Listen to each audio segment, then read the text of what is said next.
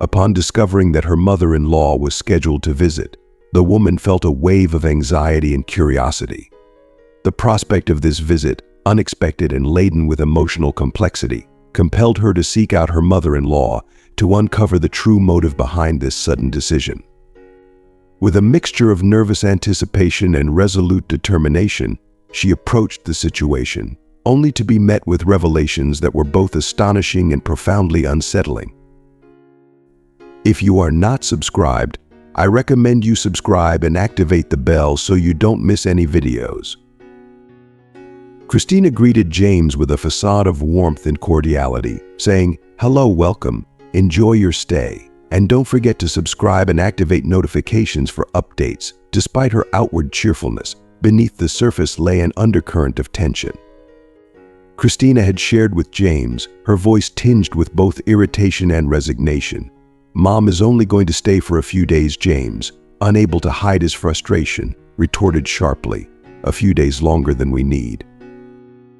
When are you and your mother going to start communicating peacefully?" "It's impossible to make both of you happy at the same time." His tone was laden with a deep sense of exasperation and defeat. Christina, feeling the weight of the unresolved conflict, tried to maintain her composure. But James's response was a clear sign that he was unwilling to continue this discussion. His stance on the matter was resolute and unyielding. The time for negotiation, he believed, had passed, and the issue was far from settled. Christina, however, was not prepared to surrender so easily. "I'm done. I have immense love for both of you, but I refuse to keep struggling to reconcile these differences," she declared with an emotional intensity that spoke volumes about her inner turmoil.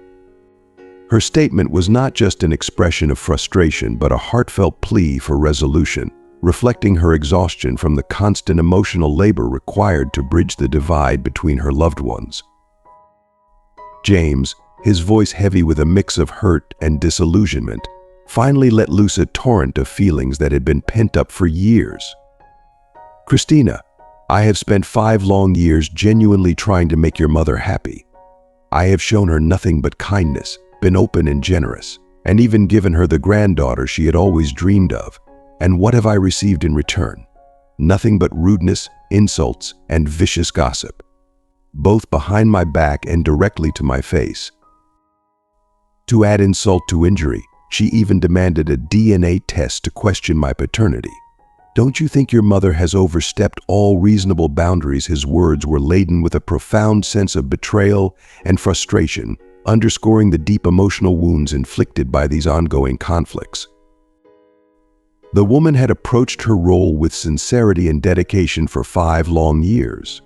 From the beginning, despite the chilly reception from her husband's family, she had embraced her new role with unwavering commitment. Her husband's family had greeted her with a coldness that was hard to ignore, judging her as unworthy of their son due to her status as a single mother. They had failed to recognize her accomplishments, her 2 college degrees, her esteemed position in her profession before maternity leave, and the promising career advancement that lay ahead. Christina, intelligent and held to high moral standards, might have looked beyond James under different circumstances, considering his limited academic achievements. Yet fate had confined her to a narrow path: marry and create a family or face the harsh judgments and stigma of single motherhood, subject to the critical gaze of her community. This difficult choice had shaped her journey, making her current situation a poignant reflection of the sacrifices and emotional battles she had endured. Radiant, intelligent, and brimming with confidence, Christina approached life with a relentless drive for excellence. Whether it was her academic pursuits, athletic endeavors, or dance performances, she consistently demonstrated a level of mastery and dedication that set her apart from her peers. Her achievements in every field she engaged with were nothing short of exceptional. Yet there was one domain where her remarkable capabilities were conspicuously absent: her interactions with the opposite sex. In her world, the admiring glances of classmates went unnoticed. It was as if she existed in a bubble of focused ambition, deliberately choosing to overlook the attention directed her way. When the boys around her showed interest, she skillfully transformed them into friends, maintaining a boundary that seemed impervious to romantic entanglements. Throughout her academic years, Christina never once entered into a relationship. This choice baffled her friends, who struggled to understand why someone as stunning and desirable as she was remained untouched by romance. Even the most beautiful girls among them faced rejection, yet suitors who might have pursued Christina found themselves deterred by her unapproachable demeanor, eventually fading from their lives. Christina kept the true reason behind her disinterest a closely guarded secret, a reason that, while simple and benign, was deeply rooted in her past fear. The tumultuous environment of her childhood, marked by frequent arguments between her parents and her father's troubling behavior, had left an indelible mark on Christina. Witnessing the discord and the pain that marred her mother's life instilled in her a profound resolve never to follow in her mother's footsteps. She was resolute in her determination to avoid the mistakes she had witnessed, valuing her independence and personal growth over the potential complications of romantic relationships. Christina's name held no negative connotations for her. Instead, it symbolized her freedom to dedicate herself entirely to her studies, career, and self-development, ensuring that her life remained a testament to her strength and aspirations, untouched by the emotional upheavals she had once feared. As an only child, Christina faced her challenges in solitude, with no sibling or close confidante to offer guidance or support. If she had had an intimate friend or an older sister to lean on, perhaps they would have provided her with the reassurance she needed, affirming that her father's erratic behavior was not representative of all men, and that many decent, loving individuals were out there, capable of fostering a strong and nurturing family. Her friends, despite their good intentions, frequently inserted themselves into her personal affairs. They would persistently bring up matters of romance, as though they could force a change in her carefully maintained boundaries. "Christina, that new dashing guy is asking for your number again," one friend would say, her voice laced with excitement. "He's handsome, isn't he? With his impressive athletic build, striking good looks, and trendy attire. Just give him your number." Christina's response was always measured and firm. "You know I'm not interested," she would reply, trying to deflect their enthusiasm. Her friends, unable to grasp the depth of her reluctance, would jokingly add, "If I didn't know you since kindergarten, I'd think you were into girls." With a laugh, they would propose, "Let's tell all the handsome guys that I'm in love with you." Exasperated by their persistent suggestions, declarations, and near-daily attempts to nudge her into the dating scene, Christina would respond with a mixture of amusement and frustration. "Oh no, let's not do that. The dance is coming up, and I certainly don't need that kind of reputation right now," she would say, managing to smile despite her irritation. Even Maria, one of Christina's closest friends, remained puzzled by her aversion to boys. After high school, Christina immersed herself in academic excellence by enrolling in 2 prestigious universities, simultaneously managing a demanding full-time course at one institution while also pursuing distance learning at another. Her dedication to her studies was unparalleled, reflecting a profound commitment to her personal and professional growth. Yet, despite her academic success and active avoidance of romantic pursuits, the question of why she so diligently sidestepped romantic involvement remained a mystery to those around her, including her well-meaning friends who struggled to understand her choices. A few years later, Christina's hard work and dedication bore fruit. She graduated with a law degree and also earned degrees in English and German, a perfect trifecta for pursuing a career in international settings. Her greatest aspiration was to relocate to another country, a dream fueled by her ambition and the promise of exciting career opportunities. Thanks to her stellar academic achievements, she quickly secured a prestigious job that offered frequent travel and the potential for transfers to branches abroad. However, Christina's meticulously crafted plans were abruptly altered one fateful night when she encountered someone who would change her life in ways she had never anticipated. After an intense workout session, Christina found herself at a bus stop, waiting for public transportation. The chill of the evening was made all the more pronounced by the exhaustion from her rigorous exercise routine. As she stood there, she noticed a sleek, luxurious car gliding smoothly toward the stop. Her initial reaction was a mix of apprehension and curiosity. The car came to a halt, and a tall, athletic, and exceptionally handsome young man emerged. With a courteous and charming demeanor, he offered her a ride home. Although Christina initially declined his offer, her reluctance did not deter him. The young man, whose name was Lucas, decided to park the car and accompany her on the journey instead. Throughout the hour-long walk, Christina and Lucas engaged in an animated conversation, discovering a surprising array of shared interests. They found themselves connected by their love for similar books and music, and a mutual enthusiasm for sports. Lucas's refined manners and cultured knowledge left a lasting impression on Christina. He was not only articulate and thoughtful, but also a stark contrast to the negative example her father had set. His sophistication and genuine consideration were a refreshing departure from the behavior she had grown accustomed to. Their relationship unfolded like a scene from a romance novel, complete with charming courtships and lavish gifts. The conversations they shared stretched into the early hours of the morning, filled with depth and connection.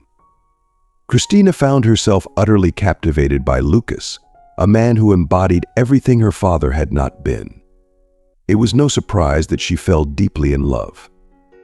The emotions that overwhelmed her were profound, exhilarating, and wholly new feelings that inspired her to invest everything she had into this budding romance. Her colleagues, who had always known her as a paragon of professionalism, began to notice a remarkable shift in her demeanor. The once stoic and focused Christina now carried an aura of vibrant joy and enthusiasm, reflecting the transformative power of her first love. Her colleagues observed this change with curiosity and admiration, recognizing the profound impact Lucas had on Christina's life.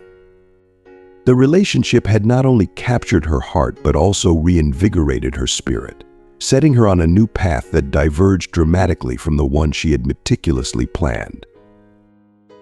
"Christina, you seem especially enigmatic today.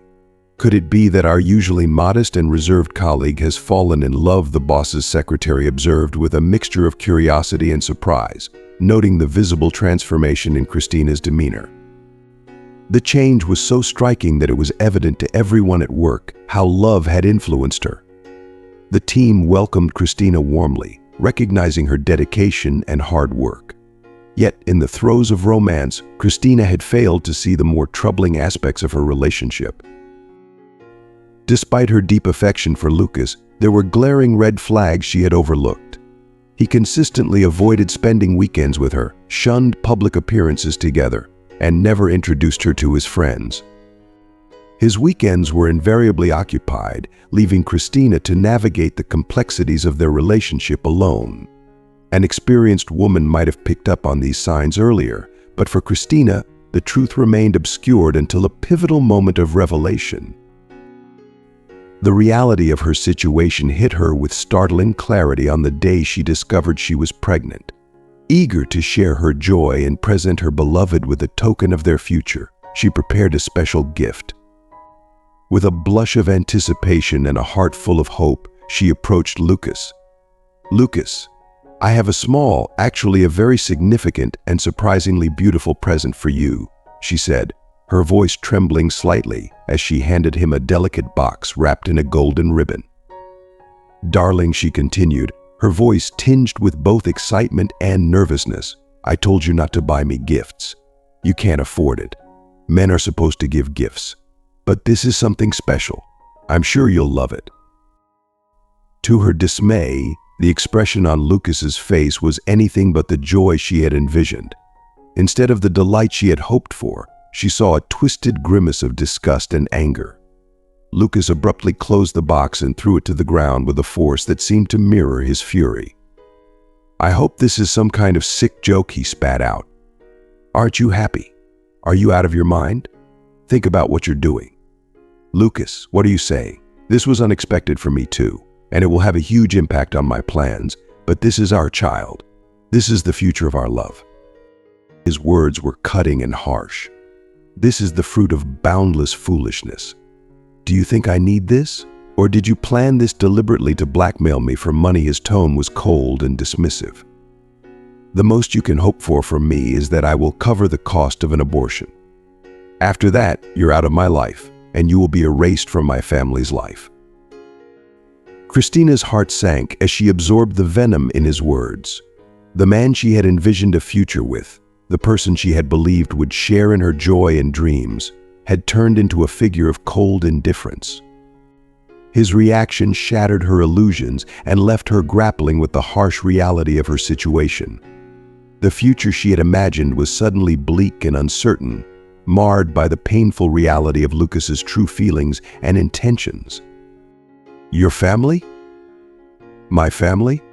Are you having trouble hearing? Christina's voice trembled with a mix of disbelief and anguish as she stared at the man who had once seemed so perfect, caring, kind, and generous.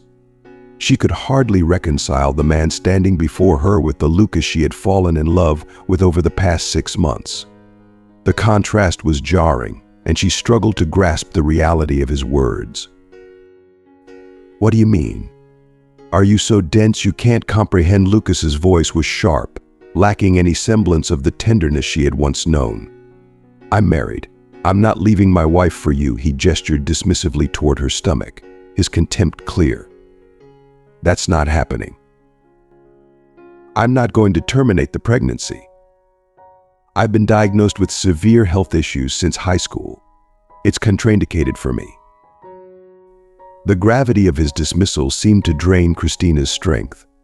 How can you speak so callously, as if childbirth were as trivial as an inconvenience? She managed to stammer. Lucas's demeanor softened just slightly, but the change was minimal. Your health issues are real. I'll cover the expenses for the best clinic. Everything will be handled with precision and care. It won't jeopardize your health, but this child must not be born. I can't afford any complications. He continued with a cold, detached formality, as if discussing a transaction rather than a deeply personal matter. My father-in-law is a very influential man. If he learns about this infidelity, he'll seek revenge on both of us. I need to avoid that. Even though his tone was now more formal, almost as if he were conducting a business negotiation, there was a flicker of something more beneath the surface, a conflicted sentiment that hinted at lingering feelings, albeit overshadowed by his self-interest. There's no need for you to worry about anything, Christina said, her voice steady despite the turmoil inside. I won't demand anything from you. Goodbye. Without another word, Christina turned sharply and began walking toward the bus stop. Her mind was a whirlwind of despair and shock, leaving her too numb to even shed tears. The weight of Lucas's final words hung heavily in the air, unresolved and bitter. But Lucas wasn't finished. Determined not to let the last word belong to her, he swiftly caught up with Christina. Grabbing her roughly by the arm, he spun her around to face him. The urgency and forcefulness in his grip were a stark reminder of the power dynamics at play as he loomed over her, a final, harsh attempt to assert control in a situation that had spiraled far beyond the romantic ideal she had once cherished. It seems you didn't grasp what I was saying. Lucas's voice was cold and final, his grip on Christina's arm unyielding. You're not keeping this baby. Do you even have a plan for how you'll raise it? You just graduated a few months ago with hardly any savings. Are you planning to live off welfare? And where will you live with a child under the same roof as a drunken father? Christina's heart ached as Lucas's words cut through her with brutal precision. She had shared with him the most painful aspect of her life, the trauma inflicted by her father's alcoholism. It was a secret she had never revealed to anyone else, a tragedy that had shaped her existence. Lucas, she said, her voice trembling but resolute, I'm not changing my mind. If you don't want the baby, I'm not going to force you to be involved. Just let me go. I'm already late." Lucas's eyes were filled with a harshness that seemed almost predatory. "Your child will grow up to be a delinquent, resenting you for the life you've given them," he sneered, his disdain palpable. The malice in his voice was clear, and Christina's doubts were growing. The situation felt dangerously unstable. His fury seemed like it could escalate to physical violence. For a brief, chilling moment, she wondered if he might push her down the stairs. The realization hit her like a thunderbolt. All the affection she once felt for him had vanished, replaced by a profound disillusionment. "If you're so worried about my financial situation," Christina said, her voice stealing with newfound resolve, "I'm willing to agree. I won't declare you as the father or demand any financial support from you." The words felt like a lifeline, a way to sever the last tie that bound her to this man. A few days later, Christina meticulously drafted a formal letter to Lucas, outlining the terms of their agreement in detail. Lucas, alongside his parents, visited Christina's former home several times, eager to meet the child. However, they were unaware that Christina had already moved to a new place. She had rented a modest apartment and taken up a position as an administrator at a local gym. Her resolve was unshakable. She had no intention of returning to a man who refused to accept responsibility for his actions. Christina continued her studies by correspondence, diligently preparing for her future career. She was determined to build a new life, one in which she could finally take control of her destiny. She chose to keep her past hidden, focusing instead on living the life she had always dreamed of, one where she could finally be the master of her fate. Christina's heart sank as she absorbed the full extent of the betrayal she had experienced. It was one thing to face the cruelty of Lucas and the harsh reality of their broken relationship, but discovering that her mother-in-law and husband had conspired against her was a revelation that shook her to her core. Richard, her husband, had been a distant figure, but she had never anticipated such a devastating turn of events. It seemed clear now that the idea to undermine her and take her child away had been orchestrated by her mother-in-law, a woman whose lack of compassion Christina had always sensed but never truly comprehended. The mother-in-law, who had seemed indifferent but not malicious, had harbored a deeper, more insidious plan. It became evident that she had long harbored resentment toward Christina, possibly driven by the fact that Richard and his wife had been unable to conceive a child of their own for years. The mother-in-law's desire to maintain the family's purity, refusing to accept a child from an outsider or an orphanage, seemed to have fueled her determination to keep Christina and her child out of the family's future. What was even more distressing was the realization that Christina's mother-in-law had gone so far as to slander her, fabricating evidence of incompetence to justify taking the boy away. Christina could hardly believe that the woman who had once seemed merely distant had become a threat to her very family. The most troubling aspect of all was that the mother-in-law's relentless pursuit of her agenda seemed to overshadow any consideration for the well-being of her younger son, Richard, and his family. Adam's existence had been marked by its own set of tragedies. Born under unfortunate circumstances, his mother had made no effort to disguise her attempts to end her unwanted pregnancy. Now, it appeared that she was determined to wreak havoc on her son's life by destroying Christina's family. The enormity of such cruelty was difficult to fathom, and Christina found herself grappling with the impossibility of justifying such monstrous actions. Determined to protect her son and confront the injustices being perpetrated against her, Christina decided to put an end to her mother-in-law's machinations. She stormed into the living room at the precise moment when Richard, having run out of excuses and arguments, was on the verge of expelling his mother from their home. The confrontation was imminent, and Christina's resolve was unwavering. Her heart pounded with a mixture of fear and defiance as she prepared to stand up for herself and her child against the ruthless schemes that had been hatched to undermine them. Over the years of their tumultuous marriage, Richard had grown increasingly weary of his mother's relentless attacks on Christina and their family. The monstrous proposal she had presented, an abhorrent scheme to sabotage Christina and take away their child, was beyond comprehension and forgiveness. It was a betrayal so profound that Richard could no longer remain passive. He was ready to sever ties with his mother, recognizing that her vile machinations had poisoned their lives for far too long. As Christina confronted the scene unfolding in the living room, she saw a flicker of relief in Richard's eyes. It was clear that he welcomed the chance to no longer face his mother's wrath alone. The moment of confrontation had arrived, and it was now or never. "Get out of here," Christina's voice was fierce and unwavering, her anger a force that seemed to radiate from her very core. "Don't ever come near me or my family again, or I swear I'll tear you to pieces, even if it means I end up behind bars. I'm done with you. I'm leaving this wretched place and moving on to a world free of your poisonous presence." She grabbed her mother-in-law by the elbow, her grip firm and resolute, as if she could physically expel the years of resentment and bitterness that had been festering inside her. It was a cathartic release of all the pent-up frustration and anger she had endured. The mother-in-law's reaction was one of shock and fury. "Let go of me, Adam. Get this crazy woman out of here." Her voice was a blend of indignation and desperation, her earlier bravado replaced by a frantic need to salvage her crumbling facade. In a surprising turn of events, Richard stepped forward, his voice cutting through the chaos with a newfound clarity. "Mom, this is all your fault. Christina has done nothing to deserve this. For once, I'm standing with her. You've gone too far." It was the first time Richard had so openly defended Christina against his mother, and it marked a significant shift in their dynamic.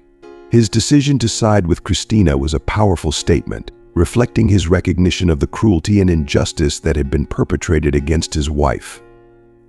The confrontation reached its peak, with the scales of justice tipping in favor of the woman who had endured so much. The scene erupted into chaos as Christina's mother-in-law, her face twisted in a mixture of rage and derangement, screamed threats at both Christina and Richard. "I will destroy both of you," she shrieked, her voice echoing through the corridors with a venomous intensity. "You're childless, but I'll take everything from you, your job, your money, and your home." Her curses were a barrage of vitriol, aimed at dismantling the life that Christina and Richard had painstakingly built together. With a steely resolve, Christina dragged her mother-in-law towards the corridor, resolutely ignoring the stream of insults and threats being hurled at her. She was determined to put an end to the madness. As she managed to slam the door behind her, shutting out the woman's frantic cries, Christina collapsed against the wall, her strength finally giving way to the overwhelming weight of her emotions. Tears streamed down her face as she sobbed uncontrollably. She had weathered countless storms of pain and hatred throughout her life, but the treatment she was receiving from her mother-in-law felt like an unbearable betrayal, one she never thought she would have to endure. Richard stood frozen in the middle of the corridor, his mind a tumult of conflicting impulses. He was torn between his instinct to comfort his distressed wife and the urgent need to manage the tumultuous situation with his mother, whose screams of outrage reverberated through the building. The commotion had already attracted the attention of concerned neighbors, some of whom were starting to respond to the outburst with offers of help. Amidst the cacophony, Christina's mother-in-law continued her dramatic performance, her voice now a blend of desperation and accusation. "It's the lunatic. She broke my head, fractured my arm, and hurled the most horrendous insults at me. I barely escaped with my life. Kind people, please, call an ambulance and the police. This madness cannot continue." Her frantic pleas for help painted Christina as the villain in a narrative twisted by her malice. Through her tears, Christina looked up at her husband, her expression a mixture of exhaustion and determination. "It's time for you to make a choice," she said, her voice firm despite her emotional turmoil. "You need to decide whether you're going to protect your family and put an end to this nightmare by confronting your mother, or if you're going to stay with her and abandon us forever. I won't continue to endure this cruelty. Tomorrow, I will file a complaint with the police against her. I will report everything, the insults, the slanders, and the attempts she made to take our child. Believe me, I won't be silent about this." Her words were a stark ultimatum, reflecting the depth of her resolve and her unwillingness to tolerate any further injustice. It was a pivotal moment, demanding a decision that would define the future of their family and determine whether they would overcome the malevolent forces that sought to tear them apart. Adam's heart raced as he grappled with the revelation of his mother's actions. The depth of his mother's betrayal cut through him with a sharpness he had never anticipated. His entire life had been a quest for validation, proof of his worth beyond the shadow of his elder brother's achievements. His mother's relentless criticism and disparagement had always been a painful undercurrent in his life, casting a shadow over his accomplishments and the choices he made. When he had chosen Christina as his wife, he had hoped that the decision would be a turning point, something that might finally earn him his mother's respect and pride. Instead, it seemed to have only fueled her disdain. Her venomous hatred towards Christina, the woman he loved, and their child was a bitter pill to swallow. It felt like a cruel irony that his efforts to forge a family, to create a life he was proud of, had now placed him in a situation where he had to choose between his wife and mother. His mother's scheme to dismantle his family to preserve the sanctity of his elder brother's life was a grotesque betrayal. Adam's feelings of love for his children and wife were in direct conflict with his fear of severing ties with his parents and brother. The thought of living without Christina and their children was unbearable, but so was the idea of cutting off his family, particularly his father, whom he suspected would suffer in silence due to his mother's manipulative control. As he dragged his mother outside, the weight of his decision felt almost physically crushing. The cold air of the porch seemed to mirror his internal turmoil. He pushed her roughly onto a bench, his actions driven by a mix of anger, betrayal, and sorrow. The sight of his mother, so composed and self-righteous despite the chaos she had caused, ignited a torrent of suppressed feelings within him. With his mother seated on the bench, Adam stood before her, a storm of emotions swirling in his chest. He began to release the pent-up frustration and hurt he had accumulated over the years. His voice was a mix of sorrow and rage as he confronted his mother, the facade of control he had maintained for so long cracking under the strain. "Do you have any idea what you've done?" he demanded, his voice trembling with emotion. "You've tried to destroy everything I've worked for, everything I've built with Christina. All these years, I've tried to make you proud, tried to be someone you could respect. But all you've done is tear apart the life I've worked so hard to create." His mother's expression was one of shock and defiance, her eyes wide with a mixture of anger and disbelief. "I did what I thought was necessary to keep the family together," she spat, her voice cold and unyielding. "You think I'm going to let some outsider disrupt everything we've built?" Adam shook his head, his anger giving way to a profound sense of disillusionment. "You've never understood what it means to care about someone," he said, his voice cracking. "You've always been more concerned with appearances and power than with the people who matter. Christina and the kids are my family, and I won't let you destroy them for your selfish reasons." Breathing heavily, Adam took a step back, his anger giving way to a deep sense of sadness. "You've left me with no choice but to choose between my family and you. I won't let you or anyone else come between us. If it means losing you, then so be it." With that, Adam turned on his heel and walked back inside, leaving his mother on the bench, a symbol of the fractured relationships and painful choices that now define his life. The path ahead was uncertain, but Adam knew one thing for sure: he would fight to protect his family from any further harm, no matter the cost. Adam's anger boiled over as he faced his mother. Her dismissive attitude and the threat to disrupt his family's life completely fueled his determination to protect what mattered most. He clenched his fists, trying to contain the storm of emotions raging inside him.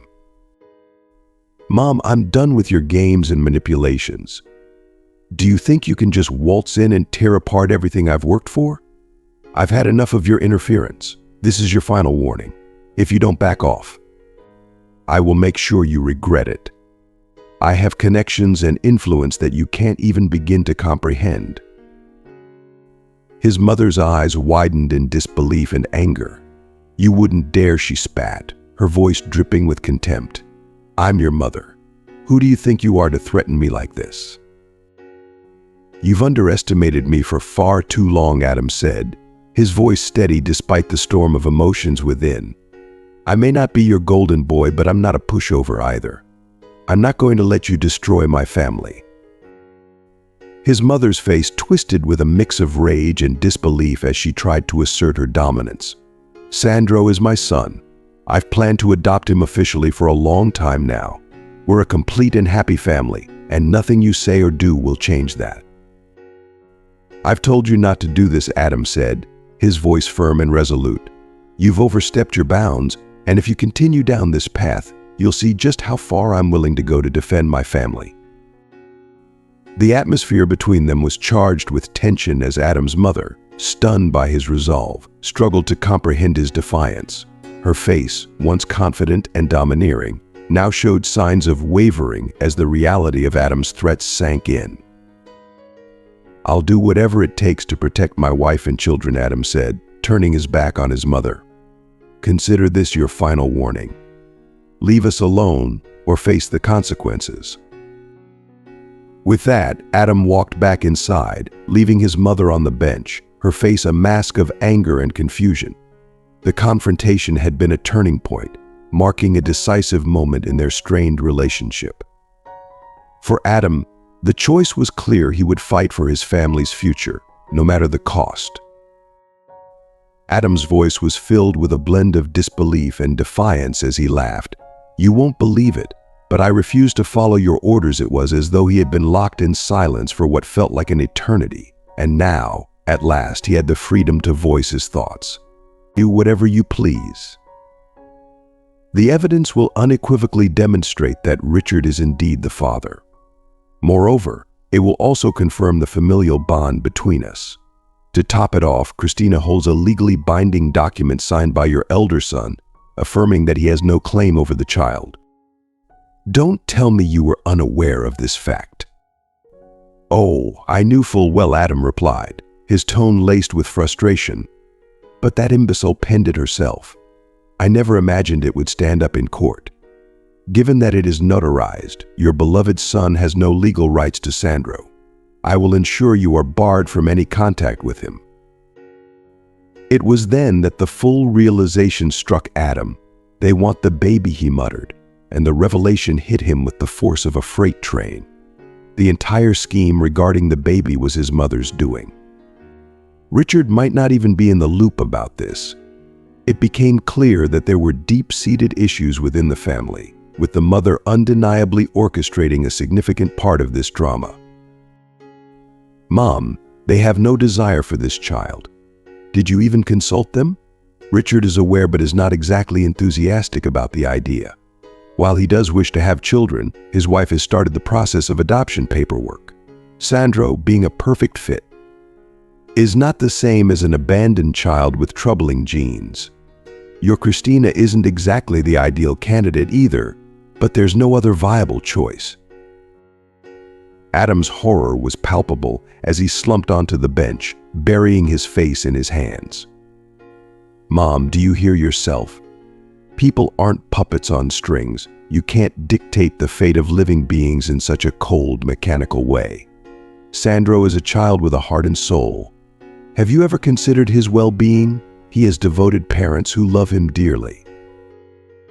Do you want to wrench him away from us, subject him to immense emotional turmoil, and then hand him over to people who aren't even eager to have him? Not to mention, you're going to tear apart our family, break numerous laws, and expend countless resources and energy. Is it truly worth all of this? Why not allow your brother and his wife to adopt a child from an orphanage? There, children languish for years without the warmth of parental love. Be grateful that one child might escape that harsh fate and find a loving home. I didn't give birth to those dogs, nor will I waste my sympathy or efforts raising them. I've had my fill of you and your demands. Honestly, you probably should have been sent to an orphanage yourself. Maybe then you would have turned out to be a decent person." For the first time in his life, Adam was struck by the horrifying realization of his mother's true nature: callous, cynical, and vindictive. He had foolishly attempted to bring his wife closer to her, desperately hoping for some semblance of familial warmth. He should have severed ties with her long ago. Deep down, he harbored a wish that she would eventually come to love him and take pride in him. When Talia was born, he clung to the hope that his mother's heart might soften at the sight of her granddaughter. How mistaken he was. The pretense that Christina had borne a child by another man was merely a smokescreen. The reality was that his mother's capacity for cruelty was boundless, and her vanity was so profound that even a beautiful, innocent baby couldn't break through her hardened exterior. Adam turned his back on the house, his mind racing with frustration and resolve. He instructed Christina to open the door, and as she let him in, tears streamed down her face. "What now?" she asked, her voice quivering with despair. "We're going to the police," Adam declared with determination. "I'll lay out everything that's happened, and they'll take it from there. If necessary, I'll file a formal complaint against your mother-in-law for threatening us. We've exhausted every other avenue to get through to her. She needs to be restrained, even if just temporarily. I shudder to think of the other schemes she might concoct if left unchecked." Christina wrapped her arms around Adam, her eyes glistening with gratitude and relief. "Thank you, Adam. You've truly saved us today. If you hadn't been here, I might have lost my mind. Even if it means spending a year in court, I'd still be thankful if it meant your mother could no longer inflict any more harm on us." Adam shook his head slowly, his heart heavy with the weight of his newfound understanding. He had never imagined his mother could be so cruel, but now the truth was stark and undeniable. His priority was clear: to shield his family from any further distress. He was prepared to go to any lengths necessary to ensure their safety and tranquility. "You're our son, and it doesn't matter what my mother does," Adam said firmly. "I don't quite follow your concerns. Why are you expressing this doubt? I have no intention of taking anyone away from you. The only reason I reached out was because I recognized you and wanted to extend an invitation for us to get acquainted. We are close relatives. Yet we've never met face to face. It feels odd to me, so I thought it would be a good opportunity to meet in person. I have no ulterior motives, I promise." There was an earnestness in the woman's tone, and her sincerity seemed to resonate deeply. Adam cast a concerned glance at Christina before turning to his wife. "It seems there's a devious scheme we weren't aware of," he said thoughtfully. "Perhaps it's time to confide in my brother's wife. Let's explain why we've distanced ourselves from our parents and my brother." Surprisingly, this shared ordeal drew Adam and Christina closer together.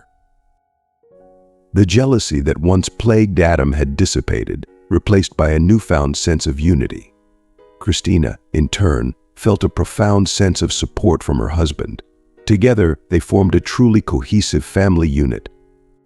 The conversation stretched into the afternoon, with Christina attending to the children's needs, changing their clothes and feeding them, while Adam and Angelina talked in the kitchen. Eventually, Christina joined them after putting on cartoons for the kids. Angelina was struck by a profound sense of dismay as she absorbed the revelations. The idyllic life she had envisioned was crumbling into a shambles of deception and betrayal. She learned that her husband had been unfaithful for years, leading a double life, and her mother-in-law's behavior was beyond comprehension. It was an uncanny stroke of fate that brought her to Adam and Christina's house today. Despite the horror of the revelations, Angelina had no reason to doubt their truthfulness. The evidence was overwhelming. Yet what shocked her most was her mother-in-law's malevolent plan. The idea of forcing Angelina to raise a child fathered by her husband's mistress, under the guise of a perfect marriage, was abhorrent. It was disheartening to think of how many shattered lives lay hidden behind the facade of marital perfection. Her gaze drifted to the children, engrossed in their cartoons. She couldn't help but notice how much little Ben resembled his father, the same eyes, the same hair, the same contours of his face. It was startling to see how closely a child could mirror a parent who seemingly wished him away. Several times, her husband had tried to contact her, but she had ignored his calls and turned off her phone entirely. She had no desire to engage with anyone, yet she was deeply afraid of being alone. An idea began to take shape in her mind. "Can I stay here tonight?" she asked hesitantly. "I don't want to return home, and I'm not keen on staying with my father." "Of course you can stay," Adam reassured her. "We're the only ones who have shared the truth with you, and we're not strangers anymore. We have a lot in common, and we've all been through so much." The woman's sad smile lingered as she stepped onto the balcony, seeking solace in the fresh air to clear her tumultuous thoughts. The quiet of the evening was abruptly shattered by a forceful, insistent pounding on the door, each knock seeming more determined than the last. Adam peered through the peephole and saw his enraged brother, Richard, standing on the landing. With a heavy sigh, Adam opened the door but stepped outside, deliberately keeping Richard from entering the apartment. "Have you lost your mind? Knocking like that? We have young children asleep in there." Adam's voice was firm and filled with frustration. Richard's agitation was palpable as he demanded, "Where's my wife?" The urgency in Richard's voice was evident. The driver had called repeatedly, reporting that Angelina wasn't at the given address, which could only mean one thing: she had come here to confront Adam. Her absence of a phone further fueled Richard's growing concern. He had already reached out to his father and several friends, only to find that Angelina was nowhere to be found and no one had seen her. With a growing sense of dread, Richard had obtained his mother's address from Adam and rushed over, fully aware that today might very well mark the end of his marriage, his career, and everything he had built. The luxurious apartment, the sleek car, everything he had come to depend on, was thanks to his wife. Strangely, Richard now found himself burdened with regret. The lies he had lived by loomed over him like an immense snowdrift, stifling his ability to live freely and authentically. As his life seemed to crumble around him, he was left to contemplate what, if anything, would remain of the carefully constructed facade he had once called his life. "We have her, but it's probably best if you don't see her right now," Adam said, his tone calm yet firm. Richard's face was etched with worry and fatigue as he demanded, "What exactly does she know?" Adam responded bluntly, "She knows everything about your affairs, that Ben is your son, and that Mom decided to take him from us to give him to you." Richard's exhaustion was palpable as he replied, "Why did you tell her all that? She didn't deserve to be burdened with this." Adam's voice softened, filled with an undercurrent of empathy. "Don't you think she had the right to know? She loves you deeply and wanted a child with you for genuine reasons, not out of some trivial whim. Why are you treating her and Christina like this? Under my mother's influence." I also failed to see how much Christina had suffered over the years. Yet she endured it all. It's strange, but I'm grateful for my mother's twisted adoption scheme. It's brought Christina and me closer together. If you truly love your wife, fight for her. Apologize, beg her if you have to. But if she's merely a means to an end for you, then don't even think about approaching her again. Angelina is strong. She'll be hurt and heartbroken, but she'll find her way through it." Richard's eyes reflected a mix of confusion and disbelief as he asked, "How do you know all this? You don't even know her." Adam replied with a weary but resolute look, "I don't know her personally, but in just a few hours, we've learned more about her than you did in 7 years. I need to speak with her. Angelina doesn't want to see you. She's staying with us tonight. If she's ready to talk tomorrow, I'll let you know," Adam said. Richard's gaze fell upon his brother, a mixture of guilt and realization settling over him. "Ben does look like me," Richard admitted quietly. "Yes," Adam agreed. "But if you try to take him from me or expose the truth, I'll make sure you regret it." The calm, unwavering confidence in Adam's voice left Richard with a sinking feeling. He knew now that his mother's scheme was destined to fail. Adam had become the kind of father that any child would be lucky to have. A pang of jealousy gnawed at Richard as he faced the reality that his son would grow up without ever knowing the full truth, under the care of a man who had embraced fatherhood with unwavering devotion. "We had an agreement with Christina," Adam said firmly. "I strongly advise against any genetic testing. It won't change a thing. For one, I was entirely opposed to my mother's idea from the start. She seems to be struggling with serious mental issues. I'd recommend you get her some professional help. As for my father, I don't want him involved with her again. Yes, he was delighted to visit us and meet his grandchildren, but my mother is now a non-entity to us. She's caused Christina immense suffering for years and has always regarded me as an afterthought since birth. Frankly, we've lost nothing of value." Richard's expression was a mixture of weariness and resignation. "Thank you for the heads up, but if you even mention who I am to Ben, I'll be nothing more than his uncle." It was a stark moment for Richard, who had always been defined by his arrogance and pride. For the first time, he felt a deep sense of envy towards Adam's loving family, his children, and his comfortable home. Even his wife had found solace here. But Richard realized that he was an outsider in this world. The gulf between them was too vast and profound to bridge. "I'll try to talk to her," Richard said, though his voice carried little conviction. Adam's gaze was steady and insightful, as though he could perceive the turmoil within his brother. "You shouldn't see her right now. Instead, take some time to reflect on what you want. Things will never be as they were before. If you truly love her, you need to show it. But if you're with her only for her father's wealth and opportunities, then be honest with her about your intentions. Remember, you can achieve anything you want in life without relying on her father's influence and status."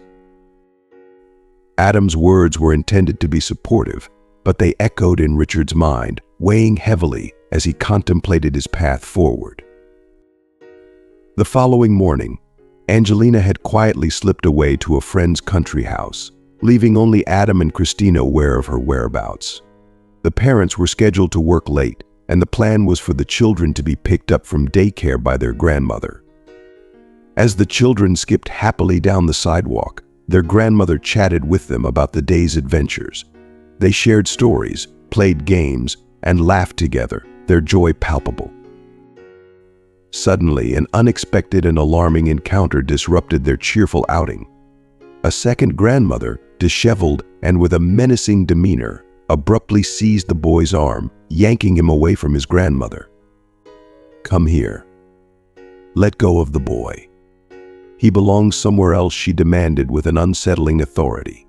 Her aggressive behavior and disheveled appearance immediately struck a note of discomfort. "What on earth are you doing? Let go of Ben this instant," Christina's mother cried out, her voice rising in panic. She began to frantically scan the area for help, realizing they were just a few meters from their home. Her eyes landed on a woman sitting on a nearby bench in the yard, and she made a desperate plea for assistance. "Help. This woman is out of her mind. She's trying to take the boy away." The woman on the bench, having turned at the commotion and recognizing the situation, quickly sprang into action, hurrying towards them. However, Adam's mother, upon seeing her, underwent a rapid and unsettling transformation. Her stern expression shifted to one of false sweetness. She approached the scene with a disingenuous charm, addressing the distressed woman as if they were old friends. "Gabriella, my dear, what a surprise. What on earth are you doing here? Richard has been frantic, looking for you for the past 24 hours. Come back with me and stay with us again tonight.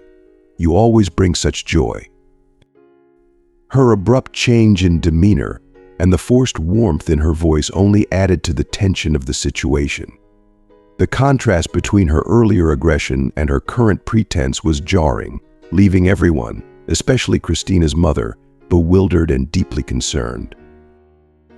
After warmly embracing the children and firmly detaching her mother-in-law's hand from the boy's arm, Angelina faced her husband's relative with a resolute expression.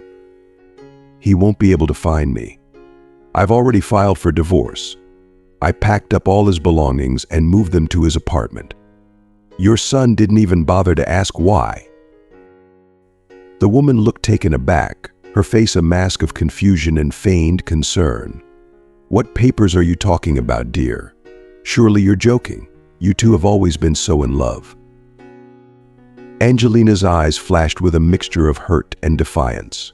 "Yes, we once loved each other, but your son has long since lost touch with what that means. Don't waste your breath trying to talk to me. I know all about Richard's other child." The woman's gaze shifted to the boy standing timidly between the two grandmothers, her confusion deepening as she struggled to grasp the situation. "And don't think for a moment that Adam and Christina are the ones who turned me against you and Richard. I'll make sure they live a life of regret. They'll be begging for forgiveness before long." Amid her dramatic outburst, the woman's demeanor shifted abruptly. Her face contorted into a grotesque expression of pain. She clutched her chest and collapsed onto the ground, succumbing to a heart attack. Her sudden collapse sent shockwaves through everyone present. Following the heart attack, which left her bedridden for nearly a year, Adam and Richard's mother were eventually moved to a mental health institution, showing clear signs of severe emotional distress. The breakup of her elder son's family had profoundly impacted her mental state, highlighting the deep fissures and unresolved tensions that had long simmered beneath the surface. Thank you for watching this intense and gripping story unfold. As we've delved into the intricate web of family dynamics, personal struggles, and the harsh realities of deceit and heartbreak, it's clear that these experiences offer valuable lessons. Take a moment to reflect on what you've learned from this narrative. How have the characters' journeys and decisions impacted your perspective? Is there one key takeaway that resonates with you, something you plan to incorporate into your own life? We'd love to hear from you. Share in the comments below one thing you've learned from this story and how you intend to apply it in your life. Your insights and reflections are important to us. If you found this video compelling and engaging, please leave a comment below, give us a thumbs up, and don't forget to like, share, and subscribe to our YouTube channel for more thought-provoking content. Your support helps us continue to create and share valuable stories and insights. Thank you for being part of our community.